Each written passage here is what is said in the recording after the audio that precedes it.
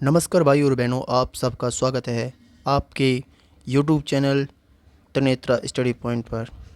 तो आप सब अच्छे होंगे और अच्छे ढंग से पढ़ाई कर रहे होंगे। तो आज फिर लेकर हाजिर हैं एक नया टॉपिक, और टॉपिक है हमारा दिल्ली सल्तनत। और हम पढ़ेंगे इसमें सारे 5 वंश जिन्होंने दिल्ली सल्तनत पर राज किया था। तो स्टार्ट करते हैं क्वेश्चन नंबर 1 से। क्वेश्चन नंबर 1 है हमारा,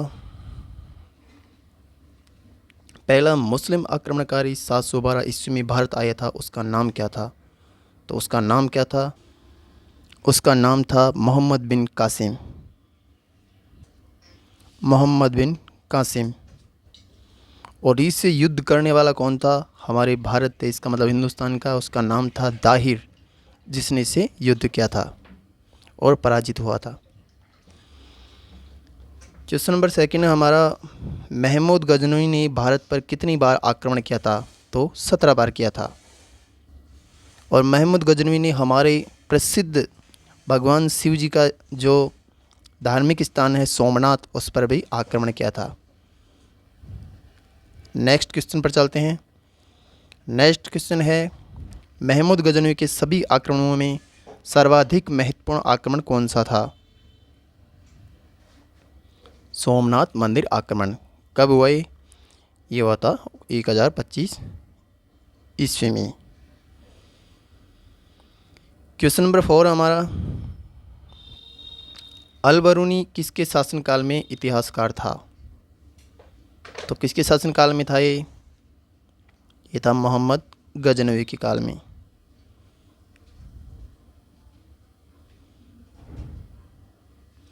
क्वेश्चन नंबर 5 है हमारा, आत्मकथा शाहनामा के लेखक कौन है? कौन है? फिरदौसी है, फिरदौसी। क्वेश्चन नंबर 6 है, तराइन का प्रथम युद्ध कब हुआ था? तराइन का प्रथम युद्ध हुआ था 1191 में।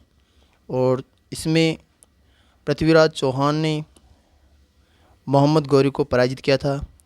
लेकिन एक वर्ष बाद में जो दूसरा युद्ध हुआ था, उसका नाम था तराइन का द्वितीय युद्ध, वो हुआ था 1992 में। उसमें पृथ्वीराज चौहान की हार हुई थी, मतलब पराजित हुई थी। और गौरी ने पृथ्वीराज को बंदी बनाकर वहाँ से ले गया था। इसका पृथ्वीराज ने आगे आकर बदला भी लिया था। और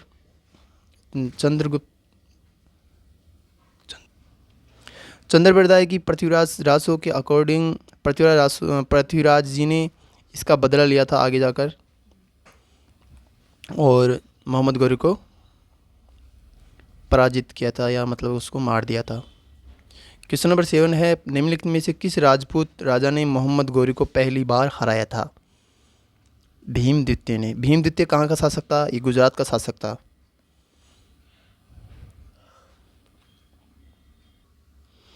दिल्ली सल्तनत काल में जो 5 डेंसिटी ने जो वहाँ पर शासन किया था, उनका नाम है, उनका शासन की अवधि है ममलूक अथवा गुलाम वंश। इसने शासन किया था 1206 ईस्वी से 1290 ईस्वी तक। सेकंड नंबर पे खिलजी वंश, इसने 1290 से 1320 ईस्वी तक किया था। तुगलक वंश ने 1320 से 1414 ईस्वी तक शासन किया था। सैयद वंश ने 1414 से 1451 ईस्वी तक शासन किया था। और लोधी वंश ये एंड का शासनकाल था, मतलब अंतिम, और इसने 1451 से 1526 तक शासन किया था। क्वेश्चन नंबर 9 है, भारत में गुलाम वंश का संस्थापक कौन था? तो गुलाम वंश का संस्थापक था कुतुबुद्दीन ऐबक। कुतुबुद्दीन ऐबक मोहम्मद गौरी का गुलाम था, और इसने कुवत उल इस्लाम मस्जिद बनवाई थी। कुतुब मीनार का निर्माण शुरू करवाया था इसने, और 2.5 दिन का झोपड़ा भी इसने ही बनवाया था, जो कि अजमेर राजस्थान में स्थित है। क्वेश्चन नंबर 10 है, सन 1210 ईस्वी में कुतुबुद्दीन ऐबक के पश्चात दिल्ली का सुल्तान कौन बना था? कौन बना था? इल्तुतमिश। और इल्तुतमिश आगे जाकर इल्तुतमिश की पुत्री, जिसका नाम था रजिया सुल्तान, वह भारत की प्रथम महिला है जिसने राज किया था, मतलब कि दिल्ली सल्तनत, या मतलब कि भारत में प्रथम महिला जिसने राज किया था या मतलब राजगद्दी पर बैठी थी, वो कौन थी? रजिया सुल्तान, जो कि इल्तुतमिश की पुत्री थी। क्वेश्चन नंबर 11 है, निम्नलिखित में से वह दिल्ली का सल्तनत सुल्तान कौन था जिसकी मृत्यु चौगान या पोलो खेलती हुई हुई थी? तो कौन था? वह था कुतुबुद्दीन ऐबक। कुतुबुद्दीन ऐबक पोलो खेलते हुए मर गया था, मतलब उसकी मृत्यु हो गई थी। क्वेश्चन नंबर 12 है, दिल्ली सल्तनत की दरबारी भाषा क्या थी? तो इसकी दरबारी भाषा क्या थी? फारसी। कौन सी? फारसी। क्वेश्चन नंबर 13 है, आगरा शहर की स्थापना किसने की थी? सिकंदर लोदी ने। किसने? सिकंदर लोदी ने। और ये लोदी वंश का शासक था। 1504 आगरा शहर की स्थापना की थी। अब देखा जाए जैसे कि जो लोदी वंश था उसका जो संस्थापक था वो कौन था? तो वो कौन था? वह था बहलूल लोदी। और इसका अंतिम शासक कौन था? वो था इब्राहिम लोदी।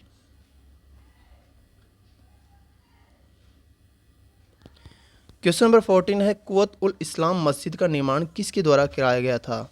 तो किसने किया था? तो इसका निर्माण कराया था कुतुबुद्दीन ऐबक ने। अजमेर में 2.5 दिन का झोपड़ा किसने बनवाया था? क्वेश्चन नंबर हमारा 15। तो ये भी कुतुबुद्दीन ऐबक ने ही बनवाया था। क्वेश्चन नंबर 16 है, कुतुब मीनार के निर्माण कार्य को किसने पूरा किया था? तो कुतुब मीनार का जो निर्माण कार्य था उसको पूरा इल्तुतमिश ने किया था। किसने किया था? इल्तुतमिश ने किया था। रजिया सुल्तान, ये हमारा क्वेश्चन है 17। रजिया सुल्तान किसकी बेटी थी? तो रजिया सुल्तान ये पहली शासिका थी भारत की। ये इल्तुतमिश की पुत्री थी। क्वेश्चन नंबर 18 है, किसके शासनकाल में सबसे अधिक मंगोल आक्रमण हुए थे? तो सबसे ज़्यादा जो मंगोल आक्रमण हुए थे वो अलाउद्दीन खिलजी के टाइम हुए थे। क्वेश्चन नंबर 19 है, दिल्ली के सुल्तान का पद संभालने के पहले बलबन किस सुल्तान का प्रधानमंत्री था? नसीरुद्दीन महमूद का। किसका? नसीरुद्दीन महमूद का। क्वेश्चन नंबर 20 है, नियमित मुद्रा जारी करने वाला, दिल्ली को अपने साम्राज्य की राजधानी घोषित करने वाला दिल्ली का प्रथम जो सुल्तान कौन था? इल्तुतमिश। कौन था? इल्तुतमिश। क्वेश्चन नंबर 21 है, बाजार नियंत्रण प्रणाली किसने प्रारंभ की थी? किसने की थी? अलाउद्दीन खिलजी ने।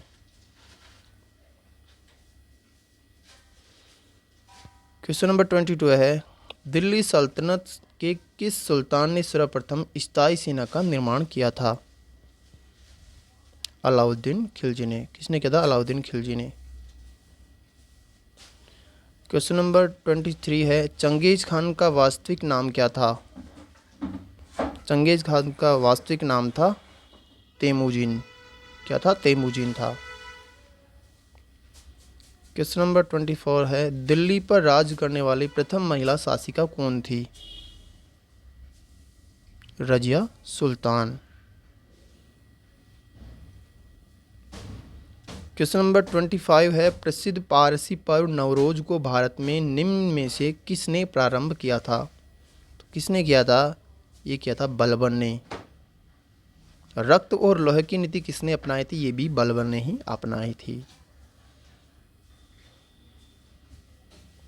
फिरोज शाह तुगलक जिसने प्रथम बार ब्राह्मणों पर जजिया कर लगाया था, और कुतुबुद्दीन ऐबक जो कि प्रथम गुलाम वंश का जो शासक था, और बलबन ने लौह और रक्त की नीति अपनाई थी। और यही मतलब कि पारसी पर्व जो नवरोज है उसको प्रारंभ भी बलबन ने ही किया था। क्वेश्चन नंबर 26 है, अमीर खुसरो का जन्म कहाँ हुआ था? अमीर खुसरो का जन्म हुआ था पटियाली में। कहाँ हुआ था? पटियाली में हुआ था। क्वेश्चन नंबर 27 है, निम्नलिखित में से किसने अपने आप को खलीफा घोषित किया था? मुबारक शाह खिलजी ने। क्वेश्चन नंबर 28 है, किसने इक्तादारी प्रथा चलाई थी? तो इक्तादारी प्रथा चलाई थी, किसने चलाई थी? तो ये चलाई थी इल्तुतमिश ने। इल्तुतमिश ने चलाई थी। क्वेश्चन नंबर 29 है, लाख बख्श के नाम से जाना जाने वाला भारतीय शासक कौन था? कुतुबुद्दीन ऐबक, जो कि प्रथम गुलाम वंश का शासक था। क्वेश्चन नंबर 30 है, यात्री इब्न बतूता किसके शासनकाल में भारत आया था? तो ये मोहम्मद बिन तुगलक के शासनकाल में भारत आया था। क्वेश्चन नंबर 31 है, तैमूर लंग ने किसके शासनकाल में भारत पर आक्रमण किया था? तो तैमूर लंग ने किसके शासनकाल में किया था? तो ये फिरोज शाह तुगलक के शासनकाल में भारत पर आक्रमण किया था। नहीं सॉरी, जो इसने आक्रमण किया था वो किया था नसीरुद्दीन महमूद तुगलक के शासनकाल में। मिसअंडरस्टैंडिंग हो गई थी। तो ये किसके शासन में आक्रमण किया था इसने भारत में? तो नसीरुद्दीन मोहम्मद तुगलक के शासनकाल में किया था। क्वेश्चन नंबर 32 है, दिल्ली के किस सुल्तान ने ब्राह्मणों पर जजिया कर लगाया था? तो ये फिरोज शाह तुगलक ने लगाया था। फिरोज शाह तुगलक वो शासक थे जिसने ब्राह्मणों पर भी जजिया कर लगाया था। क्वेश्चन नंबर 33 है, किस मुस्लिम शासक के सिक्कों पर देवी लक्ष्मी की आकृति बनी है? मोहम्मद गोरी की जो सिक्के हैं उन पर माँ लक्ष्मी की आकृति बनी हुई होती थी। और मोहम्मद गौरी को पराजित किया था किसने 1191 में? तो किया था तराइन के प्रथम युद्ध में पृथ्वीराज चौहान जी ने। और पृथ्वीराज चौहान को जो सेकंड वॉर हुआ था 1192 में, उसमें मोहम्मद गौरी ने पराजित कर दिया था। क्वेश्चन नंबर 34 है, शम को दूसरा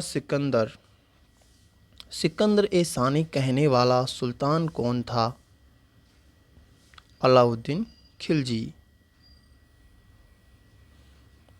क्वेश्चन नंबर 35 है, दक्षिणी विजय करने का मिशन अलाउद्दीन खिलजी ने किसे सौंपा? तो ये सौंपा था मलिक काफूर को। और ये मलिक काफूर कौन था? ये मलिक काफूर गुजरात से खरीदा हुआ 1000 दिनारी था, जिसे 1000 दिनारी भी कहा जाता है, क्योंकि जो अलाउद्दीन खिलजी था उसने गुजरात से खरीदा था इसको 1000 दिनार में, इसलिए इसको 1000 दिनार भी कहा जाता है। क्वेश्चन नंबर 36 है, निम्नलिखित में से किसी भारत का तोता कहा जाता है? तो ये कहा जाता है अमीर खुसरो को। अमीर खुसरो किसके दरबार में रहता था? तो ये रहता था अलाउद्दीन खिलजी के दरबार में। इसे तोताए हिंद कहा जाता है।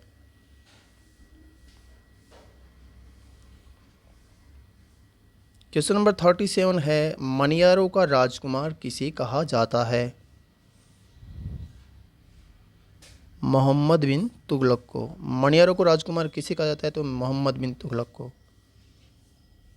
और दिल्ली से जो दौलताबाद के लिए जो अपनी राजधानी का वहाँ से ट्रांसफॉर्मेशन किया था वो भी किसने किया था? तो मोहम्मद बिन तुगलक ने ही किया था। क्वेश्चन नंबर 38 है, भारत में चमड़े की प्रतीक मुद्रा किसने प्रारंभ की थी? मोहम्मद बिन तुगलक ने ही की थी। किसने की थी? मोहम्मद बिन तुगलक ने। क्वेश्चन नंबर 39 है, कुतुब मीनार को जैसे हम आज उसे देखते हैं अंततः उसका पुनर्निर्माण किया गया था, मतलब किसने किया था या किसके द्वारा किया गया था? तो इसका जो पुनर्निर्माण है वो किसने किया था? तो कुतुब मीनार का पुनर्निर्माण फिरोज शाह तुगलक ने किया था। और कुतुब मीनार का निर्माण शुरू किसने किया था? तो कुतुब मीनार को बनवाना शुरू किया था कुतुबुद्दीन ऐबक ने। और किसके काल में ये संपूर्ण तरीके से बन गई थी? तो इल्तुतमिश के काल में बन गया था। और इसका वापस से पुनर्निर्माण किसने किया था? फिरोज शाह तुगलक ने इसका वापस निर्माण करवाया, मतलब पुनर्निर्माण करवाया।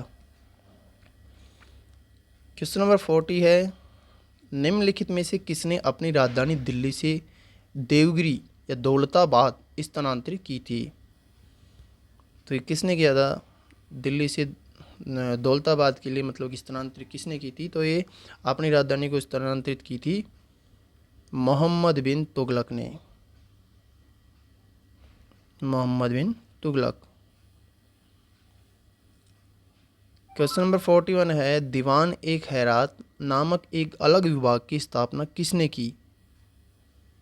फिरोज शाह तुगलक ने।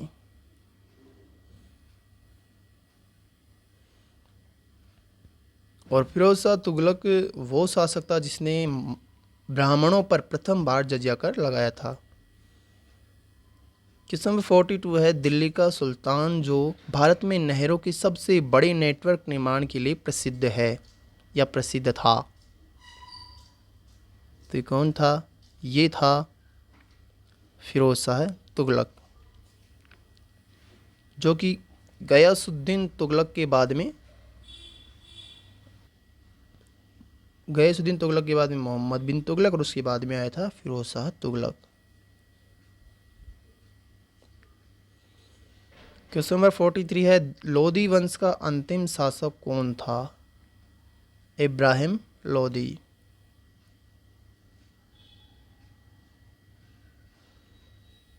जो कि पानीपत के प्रथम युद्ध 1526 में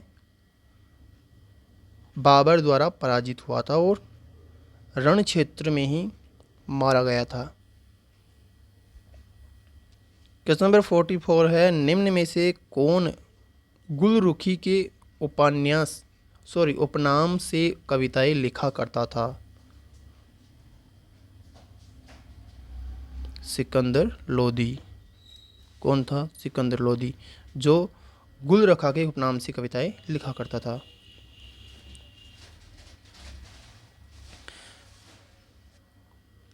क्वेश्चन नंबर 45 एंड वाला क्वेश्चन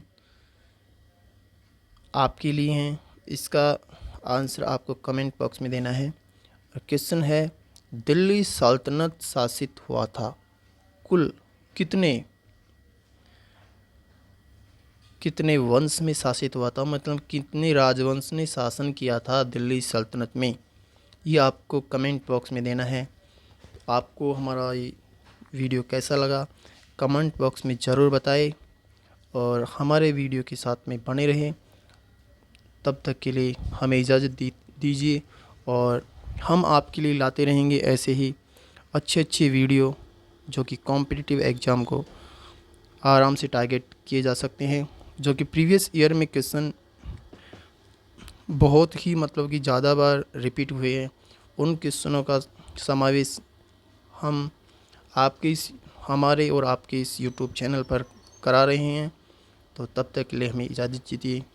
तो सबको हमारी ओर से बेस्ट ऑफ लक आने वाले सभी एग्ज़ाम के लिए। जय हिंद, जय भारत।